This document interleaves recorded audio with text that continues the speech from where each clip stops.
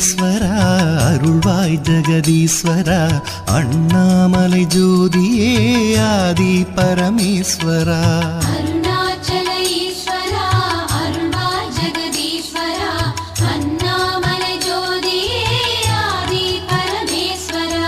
ஆதியின்றி அந்தமின்றி ஜோதி சுடரானவா உனை நினைந்து நலம் வேண்டி வருகின்றோம் கிரிவலம்.